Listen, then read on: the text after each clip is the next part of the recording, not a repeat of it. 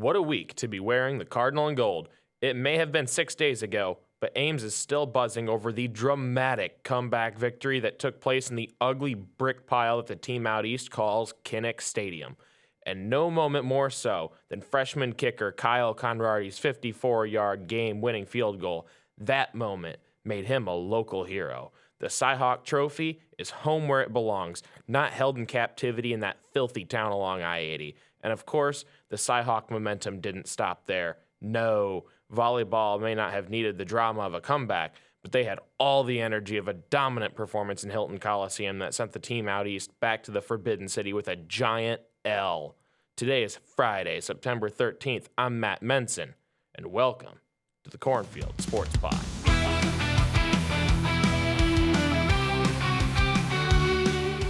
Blake, it's Friday the 13th. You know what that means, right? What does that mean, Matt? It means that whoever Iowa State volleyball is playing tonight is about to be even more terrified than teams usually are of Nayeli's swing. Oh, no. Just like we saw the other night. Oh, my gosh. But before we get to that, we have got to talk about this win versus the team out east on the gridiron. I was stuck watching this game behind the production room, like during the volleyball game. And obviously, I know you guys weren't able to watch a whole lot. So, were you guys able to have? We were watching every minute of the game on our phones in Hilton Coliseum. I was gonna say, I was hoping you guys would get good reception in there, and obviously, with everybody being at home watching the games on their TV, there was pretty much nobody in Hilton Coliseum to take our reception. That's usually where you lose reception in Hilton Coliseum, is because it's full and you got everybody trying to pull off the same tower, but when everybody's busy, drinking beer and watching Cyhawk, Hilton Coliseum was kind of empty. Yeah. So there was not a lot of draw on the tower, and we were able to stream the whole game, no issues. Well, that was good. Aside from my phone running out of battery, and then I had to watch it on, somebody else's phone, but it worked. We actually even got Hilton Coliseum chanting Cyclone State. We got the cheerleaders to take the Cyclone Power signs and the Let's Go State signs. And we got the crowd to go back and forth chanting Cyclone State. It was awesome. I didn't hear that part, obviously, because I was stuck in a soundproof production room. So it was great, but I claim credit for that idea. I told them to do it, and they did it. It was awesome. Great. That's awesome. And then, of course, we extended that cheer into Cyhawk volleyball, where our 1, 2, 3 chant is usually ISU, and this time it was Cyclone State, and they rode it the whole way until we got to one more point at the very end, and we're not breaking that tradition. Nah, never. But let's talk about this football game here. We won, and it was dramatic, all right. Dramatically different across the first and second half. That's for sure. First half was ugly. Especially on the offensive end. The defense actually did their job. The defense did remarkably well in the first half. They could have allowed a lot more points, and they didn't. So, especially without a whole lot of assurances at the linebacker slot, we certainly had a lot of things to worry about, and the defense, they got the job done. So great job, Cyclone defense in Kinnick. But first score of that game, though, was that 27-yard Caleb Johnson rush touchdown for 2 field goals. And, on last week's show, I was talking about how I was concerned about the blocking being incredibly effective, more so than North Dakota's blocking was against us. And this particular touchdown play was the perfect example of the exact kind of run blocking that I was afraid we were going to see from the team out east in this game. And we were actually, in my opinion, lucky we did not see more in that game, because the blocking on that play was as perfect as it possibly could have been. Fortunately, more plays like that did not occur. We didn't have to worry about that too much. The only player that Iowa State had with even a slight shot at making a tackle on that play was Miles Purchase, and he still was not able to reach Caleb Johnson. It would have had to have been one heck of a dive in order to make the craziest shoestring tackle you ever saw. but nobody else was even going to get close because they got bound up in really good blocks. And that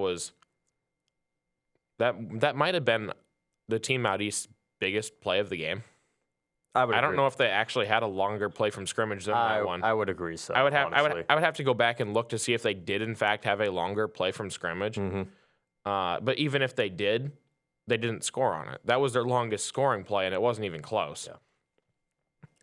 Because their other touchdown later in the game was like a 3-yarder. So, contributing to that slow start in the first half for Iowa State, Rocco Becht early on threw an interception. It was the last drive of the first quarter, which got returned to the Iowa State 12. Which at that point, imagine you're the Cyclone defense. You got to run out, and the Iowa offense has done nothing to earn their spot there, and they're already at your own 12. You are walking into that. Most teams go into that kind of a situation, and they are already mentally defeated. Now, at that point, I was too. I was like, it's the same game every year.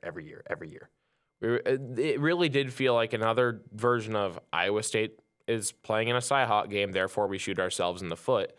But no, that is not what happened. The end result of that drive, Cyclones make a goal line stand and limit the team out East to a mere 3 points when we thought almost certainly they were going to get 7. They had momentum on their side.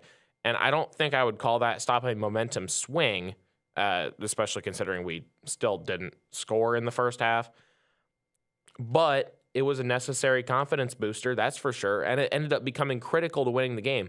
I mean, when you're talking about a 1-point game, every drive, every stop, every turnover, every detail matters. So the fact that they did that once, that won the game for them. But you know what? That wasn't the only thing that won the game for them. Because you know what? It's one thing to make one goal line stand. It's another thing to make 2 goal line stands in the same quarter, nonetheless, because that goal line stand bled over into in the beginning of the second quarter. Well, they had another goal line stand in the second quarter later, under 2 minutes to go, and the boys do it again. This time, the team out East had driven 77 yards, so the defense was sitting out there. They're tired. They've been out there for a while. The team out East had gone from their own 20 all the way to the ISU 3. They got first and goal on the ISU 3, and you know how many yards they got from there? Negative. 0. 0. Incomplete pass from McNamara, a 0-yard run, and another incomplete pass from McNamara, and then a field goal. They could not score in the red zone. No. And that was, go ahead. Now, the defense I saw, like, literally doing everything they could, like, in the first quarter especially, and like, only letting them walk out with like 13 points at the half. It could have been a lot more damage. It very easily could have been 21. Could have been so much worse. It very easily could have been 21. In that case, we would not have won the game. We wouldn't have. But our defense, they did the job. The big guys up front, you got to give a ton of credit here to Jack Sadowski and to Dominique Orange. And the guys that were, getting up against the line of scrimmage and putting the heat on McNamara and making it impossible for the team out East to move forward. And you think about, like, we were already losing. And J.R. Singleton. Yes. Like, I can't forget the outside Singleton. pressure that Singleton was putting on. You also can't forget that Caleb Bacon was out too. Right, that made a huge difference. It made a huge difference, although we still like showed up. Right. The guys that were in the trenches, we were concerned about how they were doing against North Dakota. They gave us no reason to be concerned in this game. They did phenomenal. They outperformed what my wildest expectations were for them. Were they racking up a ton of sacks? No. But that's because they don't drop McNamara back that much anyway. We did struggle a lot with early penalties, though. That was very defining early in the game because we would get ourselves, into third and shorts, and then have like 2 false starts in a row or a hold or something. We by game's end, we had 7 penalties for 36 yards. That is it's a lot of small penalties, is what that is. That's telling you it's a lot of false starts. But we ended the game with 7 penalties for 36 yards. That's only 1 more penalty yard than the team out east had. They had 3 penalties for 35 yards. So their penalties were bigger.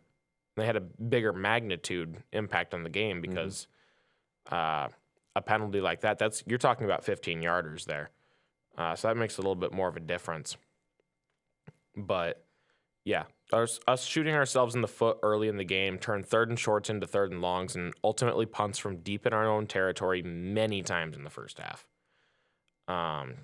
And the first drive that Iowa State actually even made it into scoring position in the first place was the final drive of the first half, a 52-yarder that ended with Kyle Konrardy missing a 41-yard field goal and Iowa State entering the locker room with a big old goose egg on the scoreboard. So it was very easy to feel deflated as a Cyclone at halftime.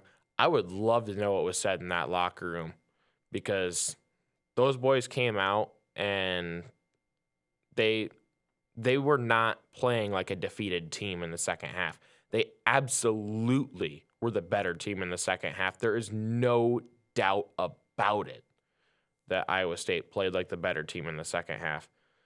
And the second half turnaround began relatively quickly. It was not immediate. Iowa State did start the second half with a short drive that ended in a punt. But the very next play, Iowa State's first defensive play of the second half, Iowa State defense. They start the first and they start the second half and they end the second half the exact same way. Defense comes out hungry for the second half too. A Darien Porter pick on 1st and 10. Exactly. Darien Porter makes his first pick of the game on 1st down, and that gave Iowa State some desperately needed momentum. And from there, Iowa State had no difficulty at all carrying that momentum through the drive. Steve Oklotz, Ben Bramer, each having 20-plus yard receptions on that drive. Sama also had a double-digit gain with a 10-yard run on that drive. That drive, believe it or not, Blake, had Iowa State's only 3rd down conversions of the game. It had 2 of them.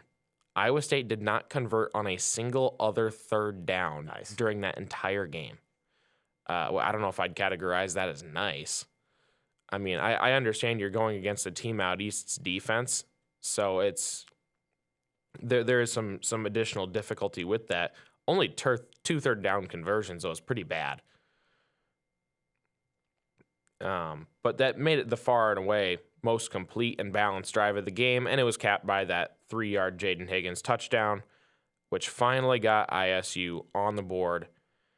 And from there, the team out east is going to struggle. They were going to struggle. They're going to struggle.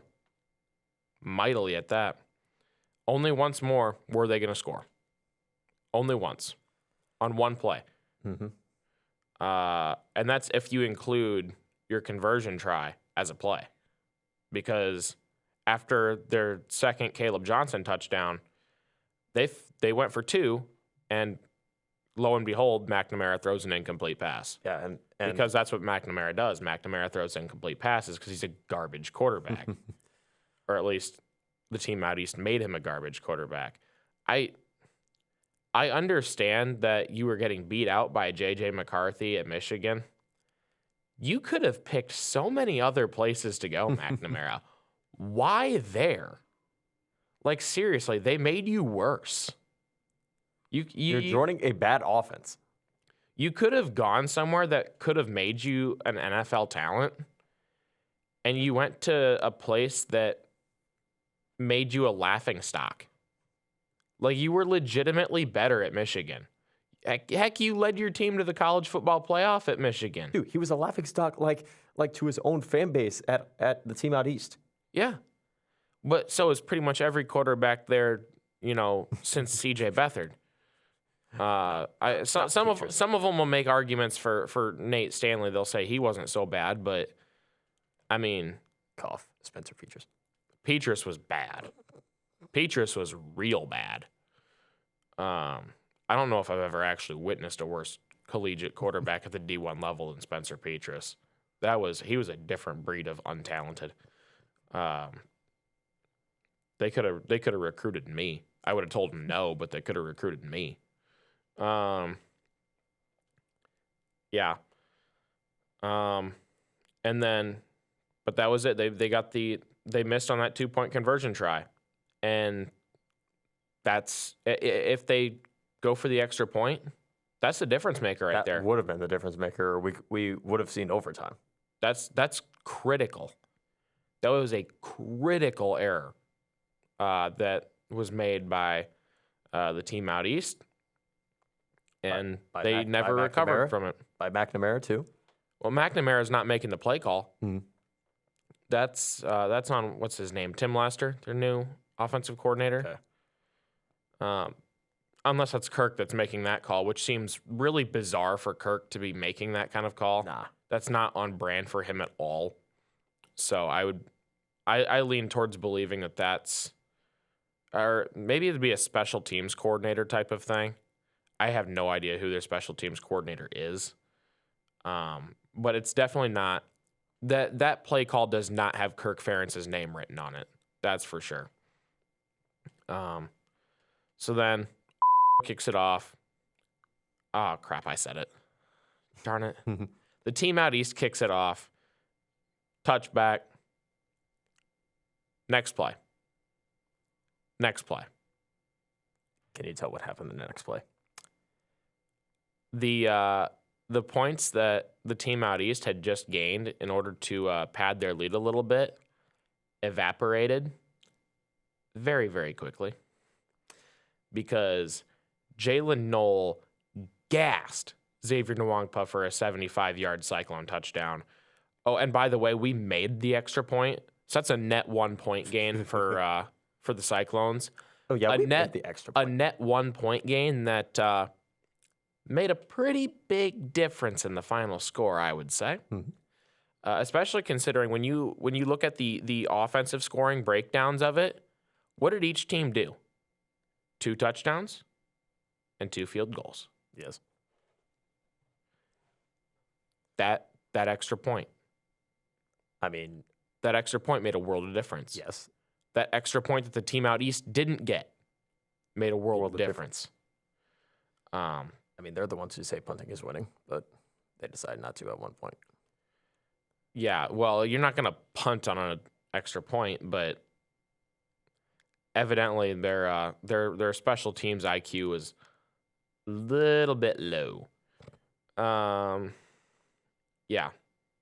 But that meant that Iowa State went into the rest of the game with the advantage of 2 field goals if they needed to score field goals and not another touchdown. 2 field goals being game winning instead of game tying. So fast forward through a 23-yard Kyle Konrardy chip shot that made the game 17-19, a few more punts. And then you've got the highlight of the game, the one that everybody is still talking about 6 days later. Kyle Konrardy lined up to kick a 54-yarder from the right hash. That's 13 yards longer than the kick he missed right before halftime. It's crunch time. This is as crunch time gets. And he's a freshman. Kirk Ferentz chooses, for some reason, not to try to ice the kick, which defies conventional wisdom because coaches typically do that to try to rattle a kicker.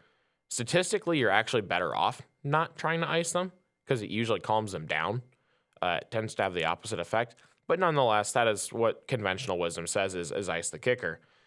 Ferentz didn't do that. Kyle Konrardy kicks that kick as perfect as it could possibly be. It does not waver to the right or to the left. It goes right down the middle between the 2 goalposts with about 6 to 8 yards of distance to spare. He easily made that kick. Right when you saw it happen, he made the band cry. He made Herky cry. He made all of them on that end zone cry. He sucked the wind out of the entire ugly brick stadium. pile so fast. because people did not think he was going to make that kick. And CBS showed all of those reactions perfectly. Oh yeah, the camera work done by CBS. Good job, guys. For a studio that's gonna be focused on painting the Big Ten in the best positive light right now, the Big 12 thanks you. Iowa State Nation, we're loving CBS a little bit. Maybe y'all need to get in the Big 12 next time we renegotiate. You can kick ESPN out of here or something like that too. I don't know. There's just something about us taking out our biggest enemies on CBS. We saw it with Kansas in basketball, and now we see it. Yeah. I don't know. I like the way CBS has been painting Iowa State lately. They've been doing a good job with that. Yeah, not really the announcers, though. Well, that's because that's in their best interest as a business, though. So that makes sense. Yeah, makes sense. But like the camera work, good job, guys. CBS always kills it on the cameras. That they do. I don't know. Maybe in 2031, when the Big 12 gets new media rights, maybe we need to bring in CBS and TNT and boot ESPN. Oh, we need TNT so bad. Dude, TNT, get TNT in the game. Yeah, TNT. They're finally delving into college football this year, but that's a different discussion point for another day. Yeah, but you really can't ask more of a freshman kicker. And just when you thought the air couldn't be more sucked out of that ugly brick pile, kickoff, they run it down. Team out east, they have 1 second to play, so they're going to get one play off from scrimmage following that kickoff, which, as I previously mentioned, resulted in Darien Porter's second interception of the game. Started the half that way, ended the half that way. It's like a movie, man. It is. Oh my gosh. It was like a movie. That was a movie game. How much you want to bet someone like 15, 20 years down the line makes a documentary of that game? Oh no. This would be one of the kind of games that you would pick for that. As someone who's It has all the drama. Yeah. As someone who's filming a documentary right now, you don't know how bad I wish I was at that game. Yeah. So with Darien Porter's pick, what little air was actually left in the Team Out East crowd was completely sucked out, and their hopes and dreams just shriveled away. Of the college football playoff. I don't know if of the college football playoff yet, but yes, of the college football playoff. I mean, like mathematically they still could, but now I think it's painfully obvious to them that they are not a good enough team to get there. No. But They went for the Hail Mary at the end of the game. I actually looked up the chances of a Hail Mary being successful, like just for fun. It's about 10%. It's like less than 10%. Now take out Hail Marys thrown by Aaron Rodgers. That number going way down. Yeah, going way down, yep. Because for some reason Aaron Rodgers tends to hit Hail Marys like it's nothing. Nobody else can hit him. But that throw that McNamara threw was also about 10 yards short. So even if it had been caught, there was not going to be a score. Nah, the time was. It would have been their longest play from scrimmage. But nope. Cyclones for the win. I will say the ripple effects after the game. Obviously, the Cyclones took the Team Out East ranked. They are now 21. Yep, the Associated Press has us ranked 21st now. The win was so great that Nebraska was cheering us on from Memorial Stadium in Lincoln. They don't like the Team Out East. They hate the Team Out East. And they had it on the video boards, too. We saw all the reactions from the Huskers crowd. Dude, the Huskers, when they switched from the Big 12 to the Big 10, they swapped Oklahoma for the Team Out East. Oh, yeah. They do not like them. No. I've heard stories of the Huskers and the Sooners added together during high school. I've had they get at it, and now the Huskers get at it with the Team Out East. They do not like each other. So in return, after our game, we watched Nebraska beat the Buffs. Indeed, we did. That was quite the beatdown, and it was though. It's nice to see Coach Prime get humbled, especially by a team that was supporting us earlier in the day. After that, Kyle Konrardy was welcomed back to Ames to 54 boxes of Pop-Tarts for 54 yards. So that made the Pop-Tarts crazy good play of the game, like related to the Pop-Tarts Bowl. Yeah.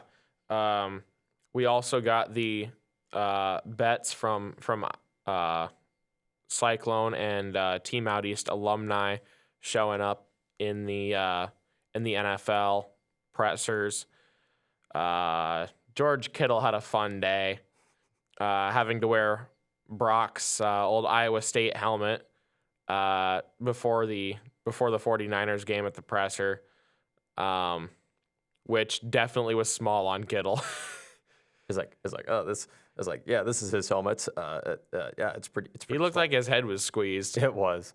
He looked like his head was squeezed.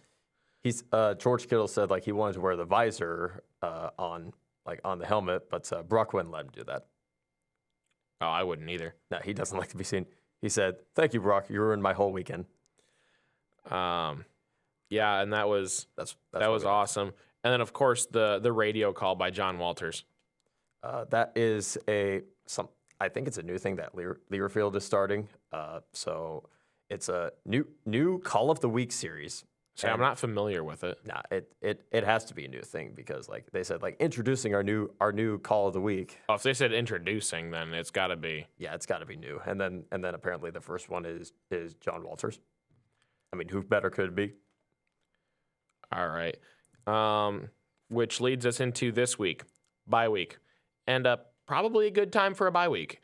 You're coming off a win against a rival on their home turf as the dog, and also pulling off the rare feat of making the over hit against Phil Parker, and ruining my bet, but I will take the consolation on that one. Having a bye right now is a fantastic way to avoid what might otherwise become a hangover game against whoever we would have scheduled this week. But we have nobody scheduled this week, so we don't have to worry about a hangover game. Instead, we get to watch our next opponent, Arkansas State, get bullied by an angry Michigan team who just came off a bludgeoning by what could be one of the best Texas teams I have ever seen. Which that gives us a couple of advantages here going into next week. Arkansas State's going to be limping into JTS because they are going to get battered and bruised Again. Arkansas State's going to get very battered and bruised against the Wolverines.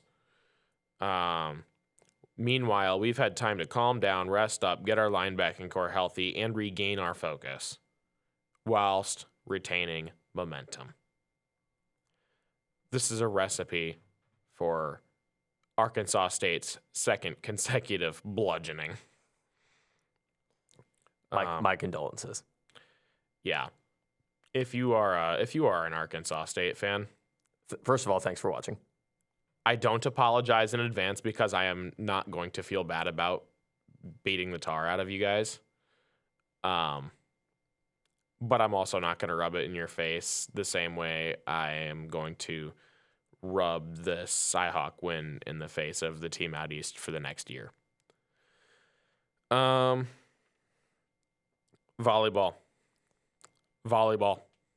We got a lot of volleyball to talk to. We did. A lot of volleyball to talk about here, I should say, because it's been a busy last week, and this next week is going to be busy too. Let's work right through here. Cyclone Invitational. We talked about the Toledo game last week, so we're not going to worry about that. But we had two more 5-set games. A 3-2 win versus Wake Forest. Wake was pushing for a reverse sweep late in the game. They walked out of that fourth set with seemingly all of the momentum after they took the fourth set 25-13. But the Cyclones would rekindle late in the fifth, which took extra points to win, eventually claiming the winner-take-all set 17-15 on a Emily Bobbitt ace. That's a name y'all might not be real familiar with yet. But that's because this game was less than optimal for some of our more experienced players. And Morgan Brandt and Lily Wacholtz actually got benched partway through the game. and Emily Bobbitt took over setting duties for the remainder of the contest. Rachel Van Gorp had 20 digs during that game, marking a new best for her. So that looked good for her. And then we get to the 3-2 reverse sweep loss versus Illinois. This time around, like I said, we won the first two sets. This time around, we did not ever gain the momentum back, and that meant giving up the reverse sweep. Realizing how redundant that sounded as soon as I said it. But silver linings from this game, Pam McCune became the first Cyclone since 2019 to reach double-digit blocks in a game. She racked up 10, including 2 solo blocks. Maya Duckworth and Nayeli Gonzalez both earned double-digit kill totals. Morgan Brandt earned a double-double on assists and digs, and all of this against an opponent who is currently undefeated and whose coach has led the Illini to multiple Elite Eights and a Final Four. It's been like 6 or 7 years since he's done that, but that's besides the point. Their coaching staff has proven capable. Some of their players were very, very good. I watched a couple of their other games that they played at Hilton prior to them playing against Iowa State. Illinois' got a good team. Yeah, this is I would have liked if we had played better. When you take a 2-set lead, if you take a 2-set lead, I expect you to win. But I'm not shocked that Illinois was able to pull a win out with my expectations going into that game, especially without a lot of crowd noise behind Iowa State in that game with Cy-Hawk football happening simultaneously. And then we get to the big kahuna of the week. Wednesday night. Win versus the team out east. And there was a lot of interesting prelude to this one. Yes. So on Pat McAfee show, Tyrese Halliburton came on and to rub the Cy-Hawk win in Ty's face. So before the game, Tyrese Halliburton agreed to bet his gold medal. His Olympic gold medal. His Olympic gold medal, which is heavy, by the way. He bet his gold medal. Not as heavy as it would be if it was actually solid gold. No. But that's besides the point. Yep. Bet his gold medal that Iowa State would win. And Ty bet his Lisa Bluter bobblehead and Team Out East popcorn bucket. Which, at first glance, doesn't seem like an even bet. But it stands to reason that Schmidt shouldn't have had to bet anything of actual value, considering that if this game were in the sports books, the Cyclones would have been very heavily favored. So, I mean, it's like betting on, Gonzaga basketball to beat, I don't know, a Mountain West school. Not even a Mountain West school, like some school that you've actually never heard of. Yeah. Like, I don't know. What's a really obscure school that you've heard of maybe once in your life? Like, I don't know. I haven't heard of Colgate until a couple of years ago. Yeah, let's say they beat Colgate, but instead of Colgate, it was like Colgate State or something. Like, that's what let's imagine that's what the odds would be. So if you want to win anything of actual value, you'd have to bet your life savings and somebody else's on it. So yeah, it makes sense that Tyrese Halliburton had to bet his Olympic gold medal in order to win some fire starter. Yeah, and later on, the ESPN Plus broadcast for the Cy-Hawk volleyball game did start out with a small clip of Pat McAfee. So I couldn't think of a better way for that to start. Oh, it was great. And following the game, our official volleyball Twitter made sure to reach out to Tyrese Halliburton and be like, your gold medal's safe. Attendance was good. They actually did not have the curtain out for volleyball, which was, I think, the first time I've ever actually seen that. Yeah, that's the first time I've seen it. So great move on Christie. I want to put into perspective from last year's visit to the Forbidden City, Coralville. So the seating capacity in Extreme is 5,100, And there was a decent number of red in that arena. So like there was a lot of red sitting behind us last year. Cyclone Nation traveled decent for volleyball. Yeah, exactly. In state anyway. Mm-hmm. Not yesterday, 2 nights ago. Yes. There was almost no black and gold in Hilton. It was a sea of red. It kind of makes me wonder, like so much for supporting women's sports. Like I thought you guys were the ones that travel, and then like we're like the advocates for like women's sports. I'm like, well, they've never cared about volleyball. They made their women's sports arguments solely on Caitlin Clark. Exactly. So now that Caitlin Clark ain't there either, we'll see what happens during women's basketball season. But I get the feeling their attendance figures aren't quite gonna live up to what they were before. No. You can hype up Jan Jensen all you want, but I don't see that. And the other thing is, like, happening. Hilton actually saw a good student section line for a volleyball game. It's probably not what you're going to see at, like, Nebraska or something like that. But last year, when we traveled to Coralville for Cyhawk volleyball, it was us. We were the line. There was 0 students waiting for it. I did it twice. Darn it. Come on, man. After getting through the first week talking about the team out east without a single flaw. No, because we waited outside of Extreme for like over an hour, if I can remember correctly. Yeah, we waited outside Extreme for it might have been longer than that even. But there was 0 line. It was just us and a couple other Iowa State parents that were waiting to get in. Exactly. But yeah, the way the game went Wednesday night was it was phenomenal. We had one little hiccup in the third set that was things that can be addressed, not things to be too horribly concerned about. But it was that first set just set the tone for the entire game. We were at 20-6 at one point, and that's probably what shook Pat McAfee the most.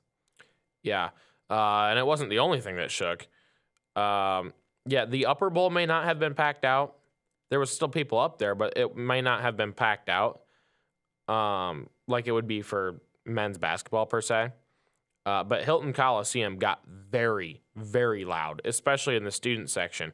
Now, Blake in the spring here, he got a new watch. It had not seen the noise levels in Hilton Coliseum before.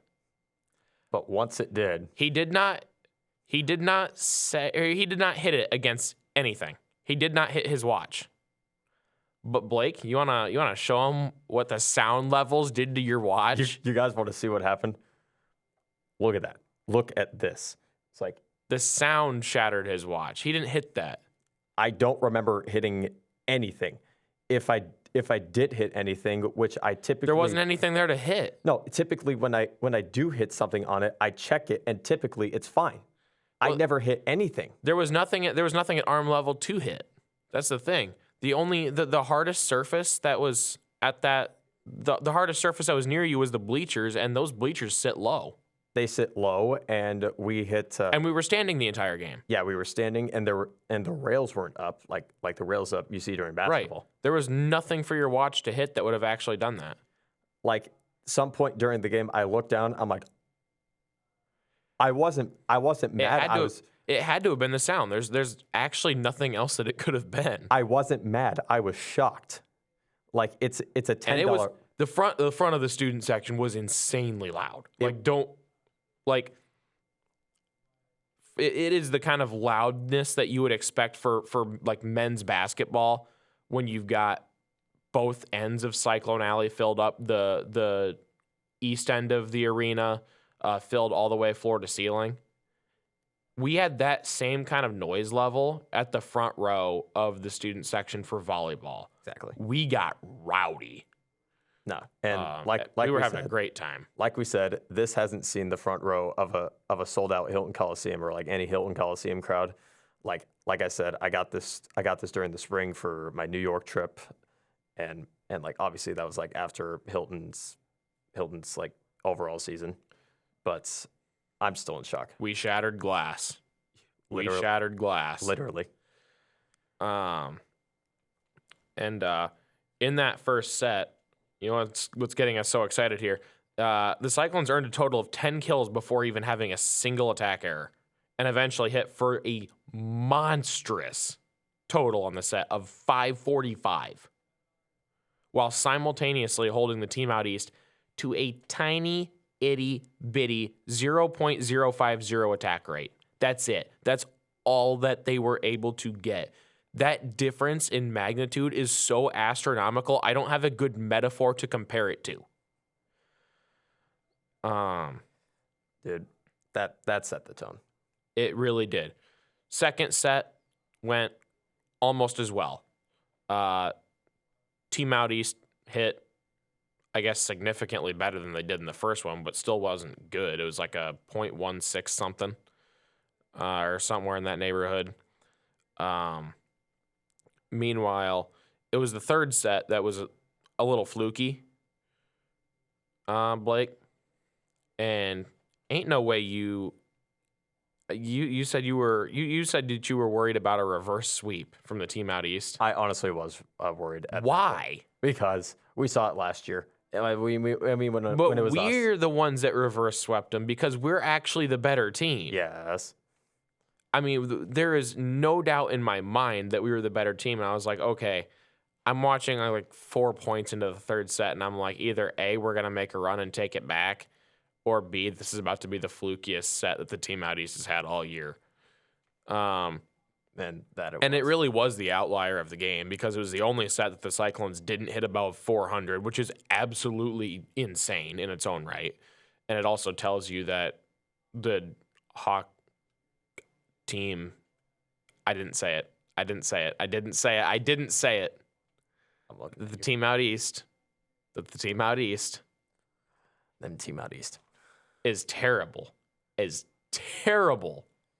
at defense on the volleyball court. They're so bad. Every time we spiked it, oh my gosh. Yeah. They in that third set they hit 333, which was over double their attack rate in any of the other three sets. But my goodness, hitting above 400 in 3 sets for the Cyclones, that's crazy. And I don't know, how do you, what did they make their roster out of? Like a junior high B team over there? That's what the team out east's defense looked like. We were having our way with them the entire game. Seems to me like they were having open tryouts, just like TCU women's basketball. That was not open tryouts. That was an execution. And among the 3 sets that the Cyclones claimed, the team out east never eclipsed 20 points. The game was not even remotely close. And listen to some of these match totals here from the box score and just how crazy different they are. Points, 68-54 ISU. Kills, 55-45 ISU. That's led by a whopping 18 kills from Nayeli Gonzalez on 483 hitting, which is a career best from her. Morgan just kept feeding the ball to Nayeli and also to Maya Duckworth, and it just kept working. Nayeli and Maya, they combined for 28 kills on 59 attacks with only 6 errors between the two of them. That's absurd. That is absurdly good. Aces went 6-4 to the team out east. Our serve receive is, I guess, improved, considering we only allowed 6 in that game. But their serve receive, I mean, our serve receive still needs some work, especially after that third set. The team out east serve was not particularly aggressive though. So that might account for some of that improvement. Blocks. This is the one that I find the most staggering here. And Blake, you gotta, I want to see your reaction to this. ISU, 9 blocks. Team out east, a measly 3. Mm-hmm. 3. Yes. That's nothing. That's nothing. They could not block us the whole game. No, exactly. We were doing so much. Yeah.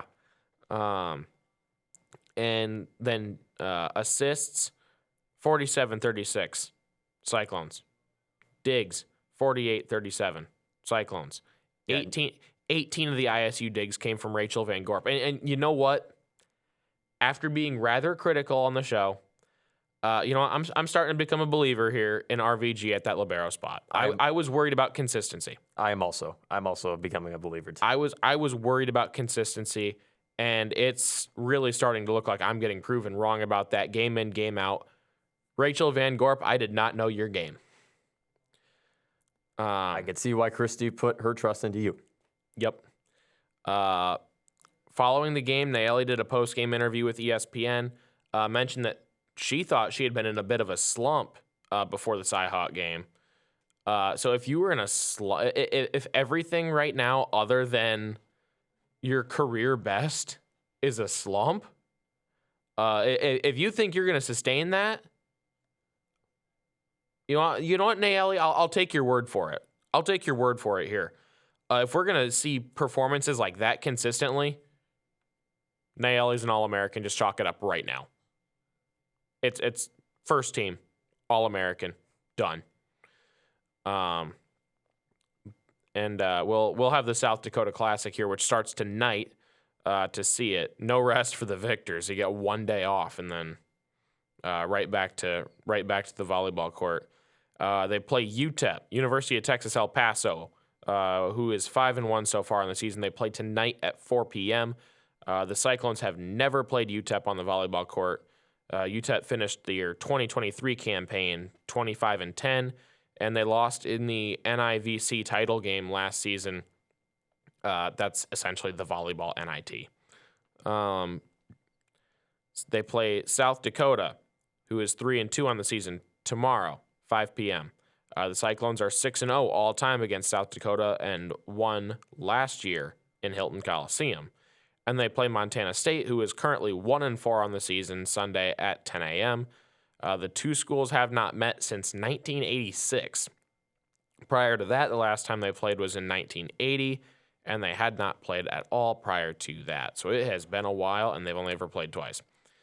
Montana State went to the NIVC semifinals last year. They finished with a 24-9 record. So UTEP and Montana State, don't think that they can't play volleyball. Although, granted, Montana State's 1-4 record is not particularly pretty. But they've shown that they can get places and play competitive volleyball. Those are both farther advancements than either school we played in Vegas made in the NIVC last year. So, without the Hilton crowd behind them, it might get a little entertaining. Maybe a little bit more entertaining than we want. All these games will be streaming on the Summit League Network, and then a $10 paywall. And if you do choose to make that payment, be sure to cancel it right away next week, because I went and checked, and it does auto-renew monthly. So there is that. And then Thursday of next week, we'll be playing at Colgate. That game will be at Colgate's gym in New York. But that one will be at 5 p.m. on Thursday, and that one is not behind your usual paywall. That one's going to be on ESPN+. Little bit of news here with conference realignment type of stuff. Pac-12 editions beginning in 2026 are going to essentially eliminate the possibility of adding Washington State or Oregon State to the Big 12 anytime soon. Blake, any thoughts on that? Honestly, like with the additions of the Mountain West teams, it wouldn't surprise me if the Pac-12 and the Mountain West did like some kind of merger, if that's even so possible. Well, they're just robbing the Mountain West at this point. I don't know how the Mountain West ends up surviving this without having to raid somebody else. And who's the Mountain West going to raid? Yeah, the FCS. FCS or Who are they going to take? South Dakota State, North Dakota State, Montana State. Like, what's that going to do for them? But that's pretty much it, and that should shut down a lot of the conference realignment talks amongst the Big 12 for now, with talks of Gonzaga and UConn being officially shut down. So that's it. And that's also it for today's episode. Follow the Cornfield Sports Pod on Twitter at CSportsPod. Blake, where can they find you at? As always, you can find me at Blake Attack 1846.